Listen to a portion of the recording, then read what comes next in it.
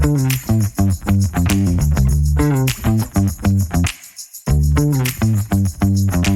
to the Hoxworth Unfiltered podcast, brought to you by Hoxworth Blood Center, University of Cincinnati. I'm your co-host, Ashley Smith, and today we're kicking off a brand new segment we're calling HLA with Dr. A, with our very own Dr. Alquist. Welcome. Thank you so much for having me. This is exciting. It is. I love new, fun things, unfiltered. We love that. So if you're wondering what HLA even means, don't worry. You're probably not alone. We found people in our building that didn't know what HLA is, so they should listen to this podcast. So we're diving into the world of histocompatibility. Correct. And immunogenetics. Well done. Thank you. Great job. And we're going to break it down in a way that actually makes sense. So we want to make sure that everybody walks away from this, listening to this, feeling smarter, knowing something they didn't know before. I'll try my best. So Dr. Alquist will be joining us to demystify this critical but often misunderstood area of blood and organ donation. And whether you're a healthcare professional, a donor, or transplant recipient, or you're just HLA curious, you're in the right place.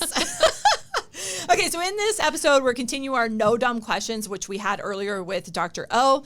And I'm going to ask things that maybe some other people, like, what is HLA? They're afraid to ask that because maybe they thought they should already know that. Sure. And so the rules are you can't roll your eyes. Would never.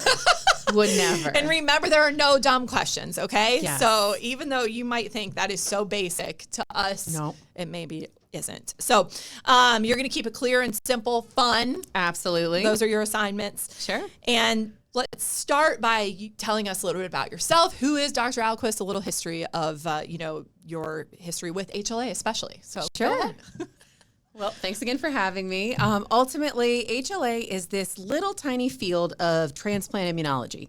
It's kind of a little niche family you can get to from a PhD or an MD, or a DO or MBBS, however you go through your medical training. But ultimately what it is it's an additional board certification looking at just what's the science to pick the right organ or the right bone marrow transplant donor for any given recipient. Mm-hmm. And that's by essentially reading the immunologic tea leaves, in this case, HLA, human leukocyte antigens, to pick the best candidates and hopefully prevent someone from losing that organ that they've been waiting for. Yeah. And so where did you go to school? Where did you get all your education? So I went to Wake Forest in Winston-Salem, North Carolina, and then I went down to the Big Easy. I was in New Orleans for, I think, 16 years. So I did my MD, my PhD, my residency down there. And then my first job was down there as well. I did a brief little sabbatical up to Dartmouth for fellowship and then yo-yoed right back to New Orleans. Okay. And how long have you been at Hoxworth? I've been at Hoxworth for 5 years now. Mm-hmm. And what's your title here? My title, I'm the co-director of Hoxworth Blood Center with Dr. O. Fantastic. Okay. It wasn't too much alphabet soup. I was a little worried. No? But Well, we'll break it down. You managed that really well. Great. Okay. So the first question, and you've already explained the acronyms, but really what is HLA or TID, and, are they interchangeable? Explain the difference. Sure. So TID is just the name of the department. Okay. So I didn't name it. It came, they hired me. It was the Transplantation Immunology Division. Ultimately, they're just trying to encompass the fact that HLA labs of yesteryear now do a bunch of testing that is not HLA. Mm. So by calling it the Transplant Immunology Lab, we're trying to say that we do a little bit more than HLA, but it's all transplant and immunology related. Okay. So that's TID. HLA is just human leukocyte antigens. These are just that fuzz that's on your cells that helps your body know you are you. Mm-hmm. It's like your name tag. And everybody's got a different name tag, and your immune system's always looking to see if what's in your body has the right name tag. And if it doesn't, it kicks it out. It's going to remove it using T cells, all of your immune system to swallow, destroy, eliminate any cells that are not you, which normally is a great thing. That keeps us from getting sick, that keeps us healthy. But when you put a foreign organ in someone's body with a different name tag, you need to trick it. So what we do is trying to find a way to trick the immune system into letting that new organ go, but not so much so that that person gets sick from colds and viruses. So we're trying to walk a real tight line to keep everyone healthy. Wow. Okay. So then tell me how Hoxworth helps match organ transplant donors to the recipient.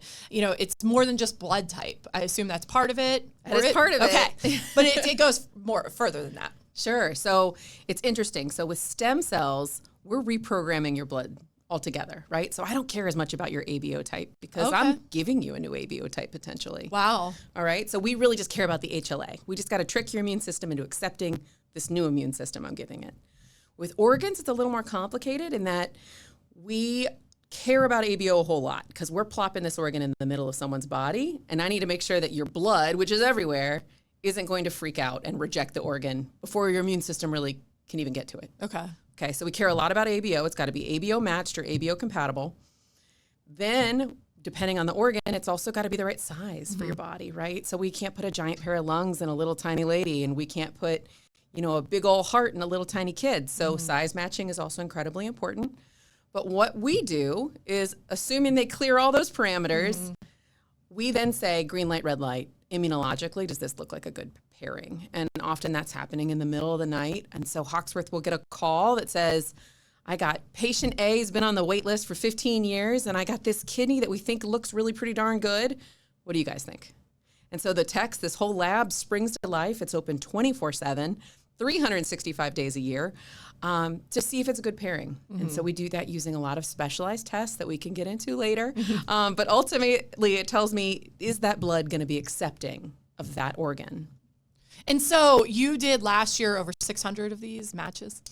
We supported over 650 transplants last year. Way more matches were done. They weren't all green light. Right. Okay. And that's just in the Cincinnati area, right? Correct. We support all solid organ transplant in the greater Cincinnati area across all hospitals. Wow. In fact, we even support those in Indianapolis. So we're getting bigger and we're supporting those across state boundaries. So when you say it's 24 hours, is there a more likely time that this is all happening, or can it literally be any time of the day? It can be any time, Wow. around the clock. Okay, that's incredible.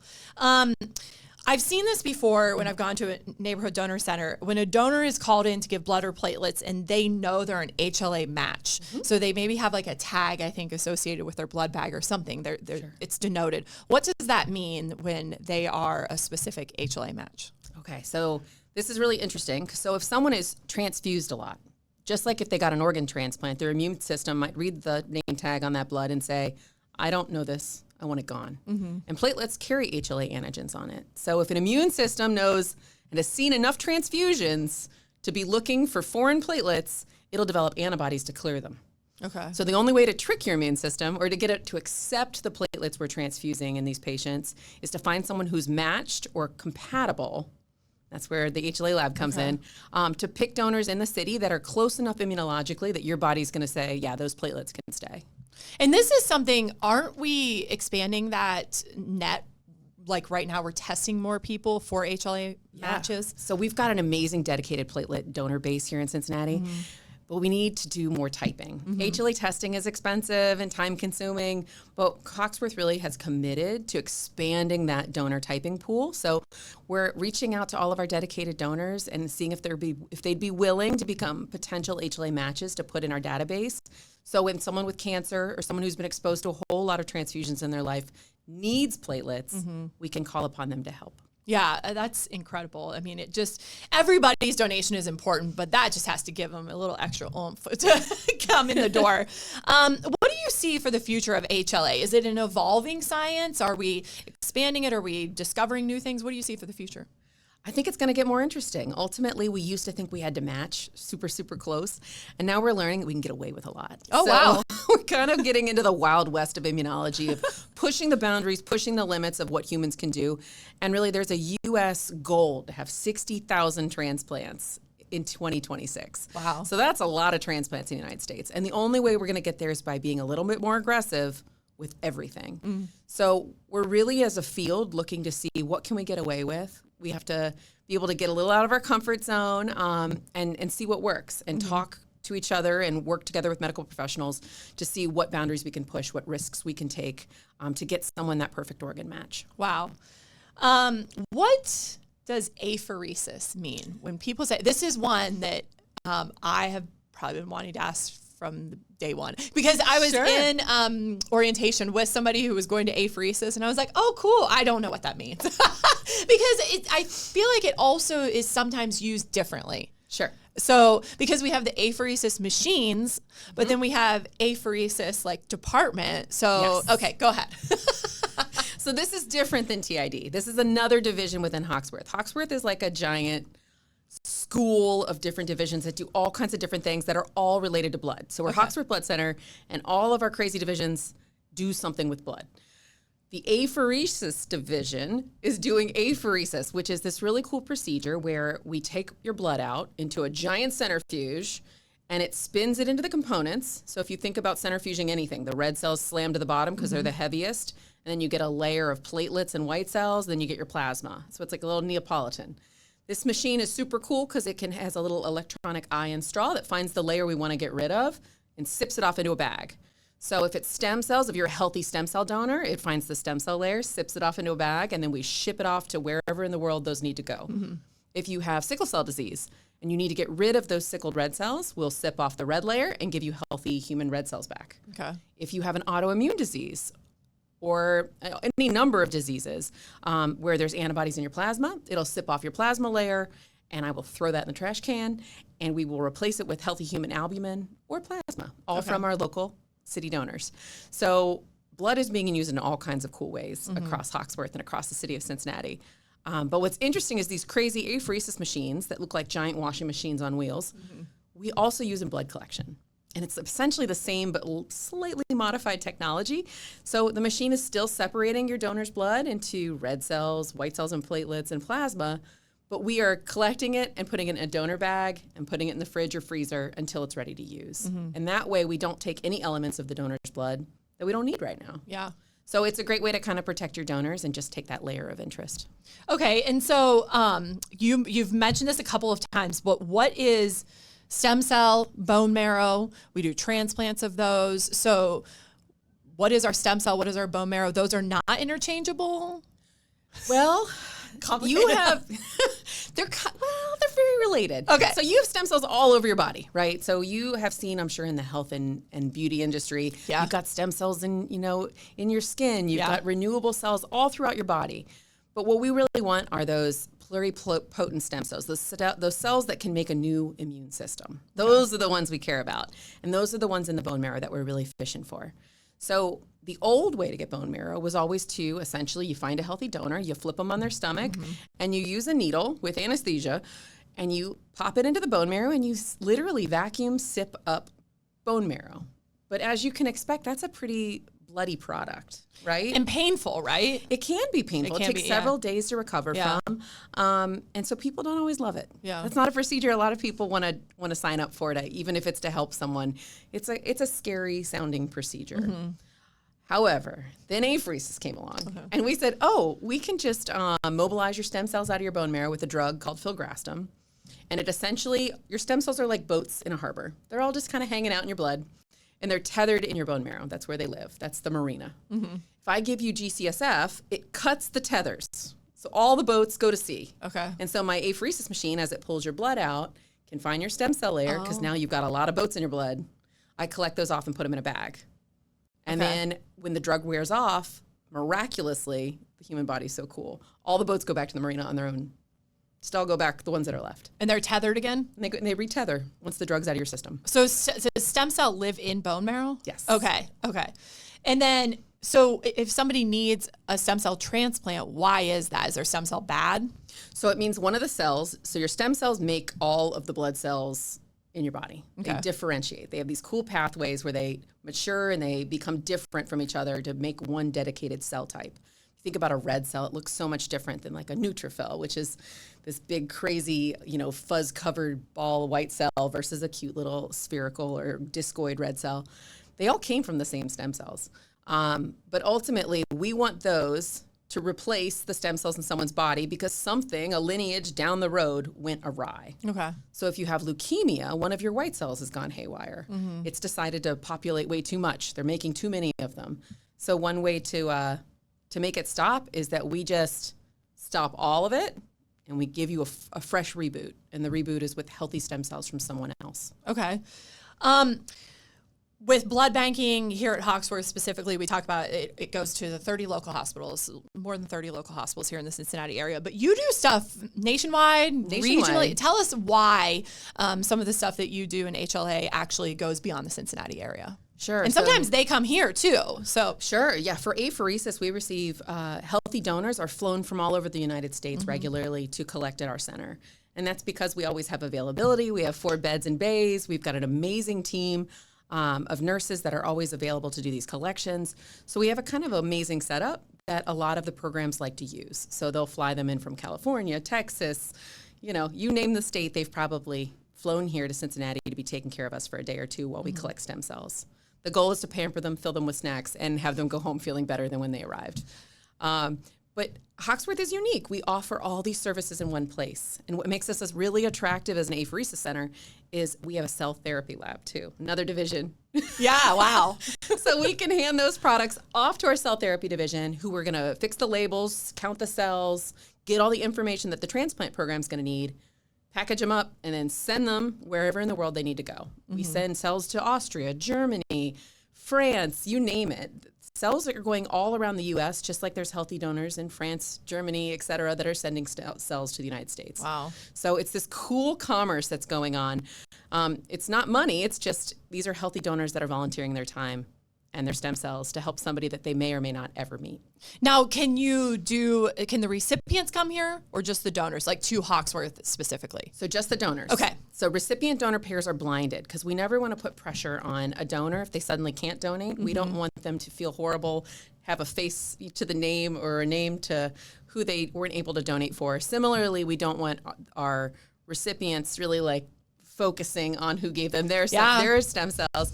So there's a lot of rules in place per program about when they're allowed to meet. Usually they both have to mutually agree and ask to meet. And then I think there's several year delay before they're allowed to ever come together. And that does happen. However, not as frequently as we hear about. Yeah, on our website, we have Melinda Anderson, who was the recipient of several years ago, but her donor was Olivia, and Olivia just got married in April, and Melinda came to her wedding. They are still friends today, and I think the transplant was in 2019. That's amazing. It was a great story. Okay, so do I have any other questions? What do you think people need to know that we haven't covered about HLA, TID, et cetera? I think this is a great starting point. Yeah. I think people just don't realize that Hoxworth is everything blood. Yes. When they hear blood center, they think, donation, blood bank, which is a very important component of what we do. But one of the reasons we're nationally and internationally known is because we do so much more. We do research. We do research with all of the industry partners where we develop new blood bags, new tubing, all the cool technology that we use every day.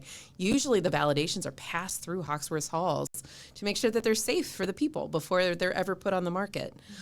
Similarly, we do all of the transplant work for nationwide for people as a reference lab, and that's just because we have this great, huge lab of experienced technical people that are able to do all these cool tests, and that we're open 24/7 is a big bonus. Turnaround's pretty quick. Additionally, we have a huge focus on education because part of the University of Cincinnati, so it's really a cool marriage of education, technology, and innovation. Absolutely. So as we sit here today, about 5 months, 6 months almost into the year, 5 full months, where are we on the wall of life? Do you know the numbers? I'm putting you on the spot. I did look at them on the way out the door because there's nothing better than looking at. They keep going up. We're, I think, close to 250, 300 at this point. Wow. So, and that's not including our stem cell transplants we're also facilitating. So, wow. Yeah. So you're on. So is the goal to beat last year? The goal is always to beat last year. If Always we can to help transplant more people in the Cincinnati region, get more people off that wait list, we've really done an amazing job. Yeah. What motivates you? What keeps you coming back to work and studying and making a difference in people's lives? We do such cool stuff. I know that's kind of selfish, but I get to do really cool stuff all the time. And it has such broad impact. Yeah. It's cool that the work that we do here at Hoxworth, while focused on our community and community-centric, because we have the capability, we're able to reach out and help people nationwide and internationally. That's a really cool experience. Well, thank you so much for joining us today. No problem. That's it for today's episode of Hoxworth Unfiltered. Of course, HLA Today with Dr. A was the segment today. And thanks for tuning in. And remember, there's nothing more powerful than sharing life through donation. If you learned something new today, share this episode with a friend, leave us a review, or hit that follow button so you never miss an update. And hey, next time someone mentions HLA, you'll be the smartest one in the room, thanks to Dr. A. Thanks, guys.